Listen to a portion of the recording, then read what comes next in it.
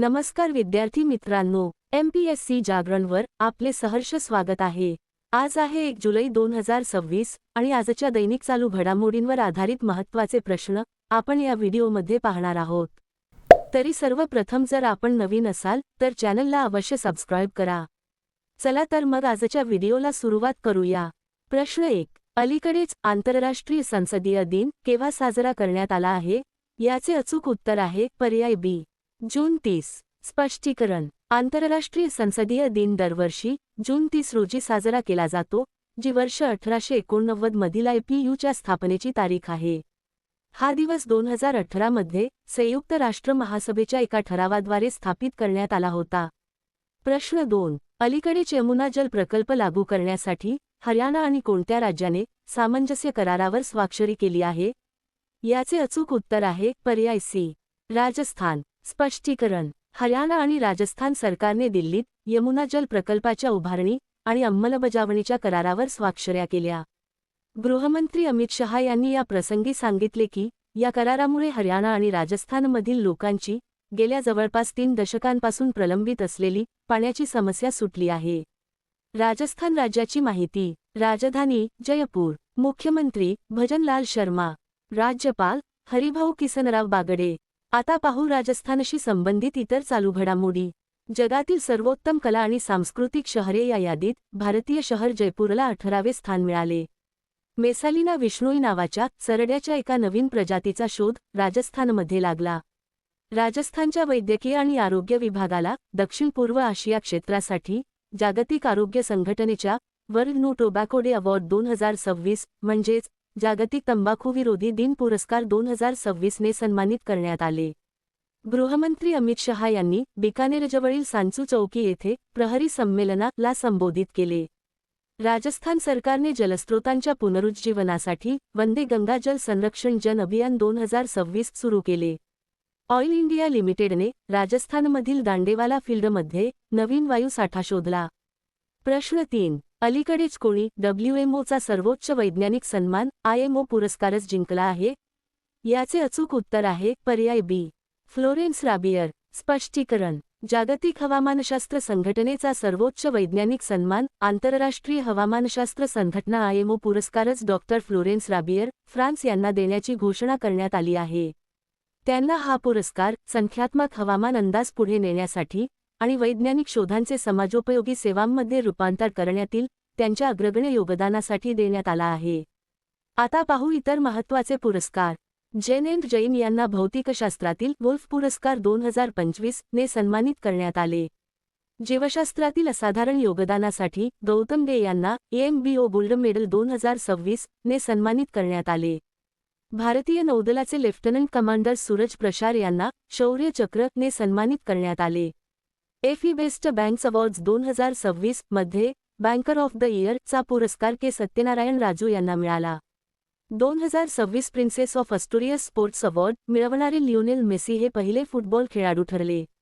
अभिलाषा Barack यांना संयुक्त राष्ट्र military gender advocate of the year पुरस्कार प्रदान करण्यात आला। प्रश्न 4, अलीकडेच भारतातील पहिल्या ऑफशोर म्हणजेच समुद्रकिनाऱ्याजवळ किंवा समुद्रात बांधण्यात येणाऱ्या विमानतळासाठी कोणत्या राज्यात मंजुरी देण्यात आली आहे? याचे अचूक उत्तर आहे पर्याय सी, महाराष्ट्र। स्पष्टीकरण, भारतातील पहिल्या ऑफशोर म्हणजेच समुद्रात किंवा समुद्रकिनाऱ्याजवळ विमानतळाच्या उभारणीला महाराष्ट्र राज्यात मंजुरी देण्यात आली आहे। या महत्त्वाकांक्षी प्रकल्पाशी संबंधित काही प्रमुख मुद्दे खालीलप्रमाणे आहेत। स्थान, हे विमानतळ पालघर जिल्ह्यातील कोरेगावाजवळ समुद्रकिनाऱ्यावर किंवा समुद्रात बांधले जाईल। क्षमता, या महाप्रकल्पाचा अंदाजित खर्च सुमारे 1,45,000 कोटी आहे। पूर्ण झाल्यावर हे विमानतळ दरवर्षी 9 कोटी म्हणजेच 90 दशलक्ष प्रवाशांची हाताळणी करण्यास सक्षम असेल। कनेक्टिव्हिटी, हे विमानतळ वाढवण बंदर, प्रस्तावित उत्तन विरार सी लिंक आणि मुंबई अहमदाबाद बुलेट ट्रेनशी जोडले जाईल। महाराष्ट्र राज्याची माहिती, राजधानी मुंबई, मुख्यमंत्री देवेंद्र फडणवीस, राज्यपाल जिष्णुदेव वर्मा। आता पाहू महाराष्ट्राशी संबंधित इतर चालू घडामोडी। श्री अंबाबाई मंदिर विकास प्रकल्प महाराष्ट्रात सुरू करण्यात आला। महाराष्ट्र सरकारने नागपूरमध्ये उच्च ऊर्जा वैद्यकीय सायक्लोट्रॉन प्रकल्पासाठी 300 कोटी मंजूर केले। महाराष्ट्र सरकारने पुण्यश्लोक अहिल्यादेवी होळकर शेतकरी कर्जमुक्ती योजनेला मंजुरी दिली.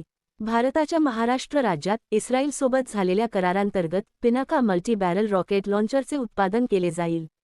संरक्षण मंत्री राजनाथ सिंह यांनी तोफगोळे बनवणाऱ्या कारखान्याचे उद्घाटन शिर्डीत केले. भारतातील केंद्र सरकारच्या योजनांची अंमलबजावणी करण्यात महाराष्ट्र पहिल्या क्रमांकावर राहिला. ऑपरेशन अंतिम प्रहार अंतर्गत मोठ्या कारवाईनंतर गडचिरोलीला नक्षलमुक्त घोषित करण्यात आले. प्रश्न 5. अलीकडेच कोणत्या राज्य सरकारने गो ईस्ट धोरण सुरू केले आहे? याचे अचूक उत्तर आहे पर्याय डी, ओडिशा. स्पष्टीकरण. ओडिशा सरकारने अलीकडेच गो ईस्ट धोरण सुरू केले आहे. याचा उद्देश राज्यातील 15 मागास जिल्ह्यांमध्ये औद्योगिक विकासाला चालना देणे आणि पूर्व व ईशान्य भारतातील गुंतवणूकदारांना आकर्षित करणे हा आहे. पूर्ण नाव: ओडिशा सरकार पूर्व गुंतवणूक प्रवेगक आणि विशेष कार्य दल. प्रमुख क्षेत्रे: पोलाद, ॲल्युमिनियम, रसायने, पेट्रोकेमिकल्स, विशेषतः पारादीप हब, सेमीकंडक्टर्स आणि इलेक्ट्रॉनिक्स. ओडिशा राज्याची माहिती. राजधानी: भुवनेश्वर. मुख्यमंत्री: मोहन चरण मांझी. राज्यपाल: डॉक्टर हरी बाबू कंभमपती. आता पाहू ओडिशाशी संबंधित इतर चालू घडामोडी. संशोधकांनी ओडिशामध्ये सुमारे 1.5 कोटी म्हणजेच 15 दशलक्ष वर्षे जुने जीवाश्म शोधले.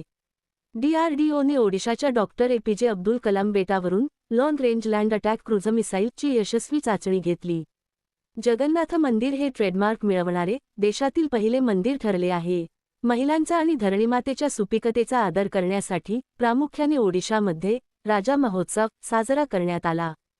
प्रतिष्ठित रशिया ग्रँड सँडमास्टर कप 2026 जिंकणारे सुदर्शन पटनायक हे पहिले भारतीय ठरले आहेत. ओडिशा सरकारने सर्व सरकारी संस्थांमध्ये बालवाडीपासून ते पदव्युत्तर शिक्षणापर्यंत मोफत शिक्षण देण्याची घोषणा केली आहे. प्रश्न 6. अलीकडेच आंतरराष्ट्रीय क्रिकेटमध्ये सर्वाधिक विकेट्स घेणारी महिला गोलंदाज कोण बनली आहे?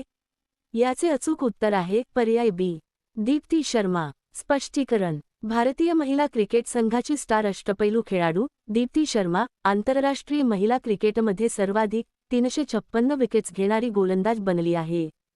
तिने ही ऐतिहासिक कामगिरी ICC महिला T20 विश्वचषक 2026 मध्ये ऑस्ट्रेलियाविरुद्ध खेळताना केली.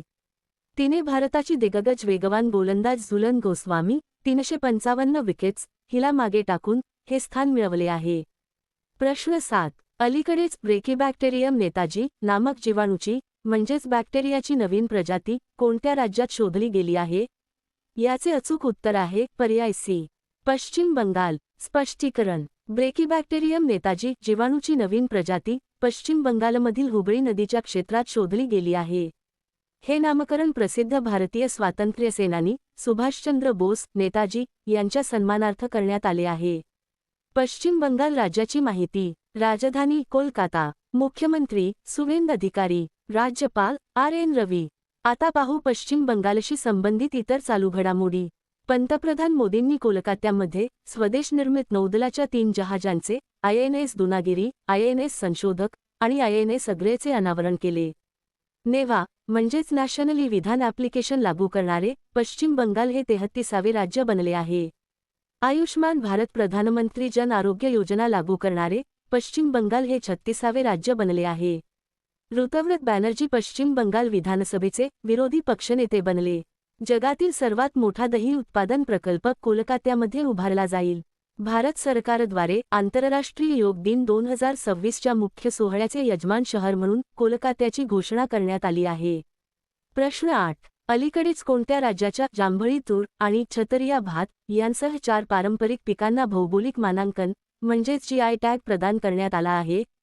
याचे अचूक उत्तर आहे पर्याय सी, मध्य प्रदेश. स्पष्टीकरण. मध्य प्रदेशातील 4 पारंपरिक कृषी पिकांना अलीकडेच भौगोलिक मानांकन GI टॅग प्रदान करण्यात आला आहे. या पिकांमध्ये दिंडोरी परिसरातील जांभळी तूर आणि जबलपूर कटनी परिसरातील छतरिया भात, महाकौशल क्षत्रिया तांदूळ यांसह 2 प्रकारच्या कुटकीचा म्हणजेच सिताही कुटकी आणि नागदमन कुटकीचा समावेश आहे. मध्य प्रदेश राज्याची माहिती. राजधानी भोपाळ. मुख्यमंत्री डॉक्टर मोहन यादव. राज्यपाल मंगूभाई सी पटेल. आता पाहू मध्य प्रदेशशी संबंधित इतर चालू घडामोडी. भारतातील सर्वात जड 120 मिलीमीटर व्हेकल माउंटेड मॉर्टर यंत्रणा गरुडास्त्रची यशस्वी चाचणी मध्य प्रदेशातून घेण्यात आली. मध्य प्रदेशातील खासानी चिंचे ला भौगोलिक मानांकन GI टॅग देण्यात आला आहे. सरकारी नोकऱ्यांसाठी असलेला 2 अपत्ये चा नियम मध्य प्रदेश सरकारने रद्द केला आहे. मध्य प्रदेशातील धार येथे स्थित भोजशाळा कमाल मौला मशीद परिसर मंदिर घोषित करण्यात आला आहे. कार्बन शोषून घेणारे भारतातील पहिले शेवाळ झाड म्हणजेच शेवाळ वृक्ष भोपळमध्ये लॉन्च करण्यात आले. 5 दिवसीय एकात्मपर्व सांस्कृतिक महोत्सवाचे उद्घाटन ओंकारेश्वर येथे करण्यात आले. प्रगत कृषी मेळावा 2026 चे आयोजन मध्य प्रदेशातील रायसेन येथे करण्यात आले. प्रश्न 9. अलीकडेच अधिकृतपणे कोणता देश 61 संरक्षित स्थळांसह युनेस्कोची जागतिक वारसा राजधानी बनला आहे? याचे अचूक उत्तर आहे पर्याय बी. इटली. स्पष्टीकरण. इटली एकूण 61 संरक्षित स्थळांसह अधिकृतपणे युनेस्कोचा जागतिक वारसा राजधानी बनला आहे. ही कामगिरी करणारा इटली हा जगातील एकमेव देश आहे जिथे सर्वाधिक जागतिक वारसा स्थळे आहेत. इटलीनंतर चीन 60 युनेस्को वारसा स्थळांसह दुसऱ्या स्थानावर आहे. भारताची स्थिती. भारतात एकूण 44 युनेस्को जागतिक वारसा स्थळे आहेत. इटली देशाची माहिती. राजधानी रोम. चलन युरो. पंतप्रधान जॉर्जिया मेलोनी. प्रश्न 10. अलीकडेच बेन स्टोक्सने निवृत्ती घेतली आहे तो कोणत्या देशाचा प्रसिद्ध क्रिकेटपटू आहे? याचे अचूक उत्तर आहे पर्याय ए. इंग्लंड. स्पष्टीकरण. बेन स्टोक्स हा इंग्लंडचा प्रसिद्ध अष्टपैलू आणि कसोटी कर्णधार आहे ज्याने अलीकडेच आंतरराष्ट्रीय क्रिकेटमधून निवृत्तीची घोषणा केली आहे. त्याने आपल्या उत्कृष्ट कारकिर्दीत इंग्लंडला अनेक ऐतिहासिक विजय मिळवून दिले ज्यात 2019 चा एकदिवसीय विश्वचषक आणि 2022 चा T20 विश्वचषक जिंकण्याचा समावेश आहे. प्रश्न 11. अलीकडेच 29 जून 2026 रोजी कोणत्या देशाचा 50वा राष्ट्रीय दिन साजरा करण्यात आला आहे? याचे अचूक उत्तर आहे पर्याय सी. सेशल्स. स्पष्टीकरण. 29 जून 2026 रोजी हिंद महासागरात वसलेला बेट देश सेशल्सचा 50वा राष्ट्रीय दिन साजरा करण्यात आला आहे. या सुवर्णमहोत्सवी सोहळ्यात भारताचे पंतप्रधान नरेंद्र मोदी यांनी गेस्ट ऑफ ऑनर म्हणजेच मुख्य अतिथी म्हणून सहभाग घेतला. या निमित्ताने भारतीय नौदल आणि आसाम रायफल्सच्या तुकडीनेही संचलनात भाग घेतला. सेशल्स देशाची माहिती. राजधानी व्हिक्टोरिया. चलन सेशल्सचा रुपया. राष्ट्रपती पॅट्रिक हर्मिनी. प्रश्न 12. अलीकडेच पीएम फॅमिली केअर ट्रॅकर चा पायलट प्रोजेक्ट कोठे लॉन्च करण्यात आला आहे? याचे अचूक उत्तर आहे पर्याय बी. गांधीनगर. स्पष्टीकरण. अलीकडेच पीएम फॅमिली केअर ट्रॅकर चा पायलट प्रोजेक्ट गांधीनगर गुजरात येथे लॉन्च करण्यात आला आहे. केंद्रीय गृहमंत्री अमित शहा यांनी या एकात्मिक डिजिटल प्लॅटफॉर्मचा शुभारंभ केला जो गर्भधारणेपासून ते वयाच्या 18 वर्षांपर्यंतच्या मुलांच्या आणि मातांच्या आरोग्य, पोषण आणि शिक्षणावर देखरेख ठेवेल.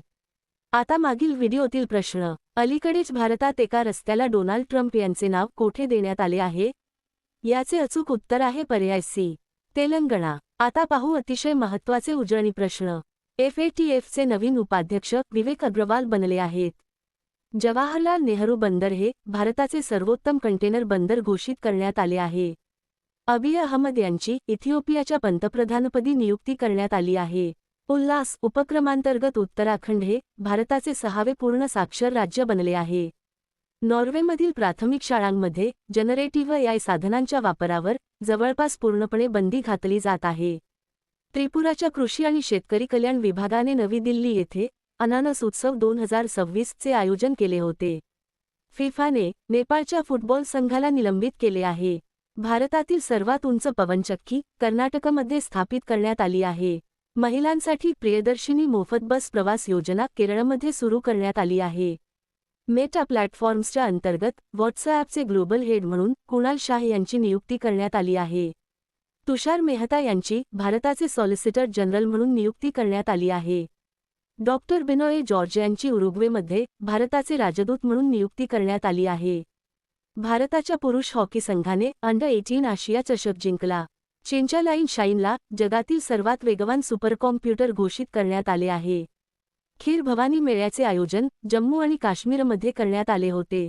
चीनच्या वैज्ञानिकांनी हिंद महासागरात जगातील सर्वात मोठे वेलचे स्मशान शोधले आहे.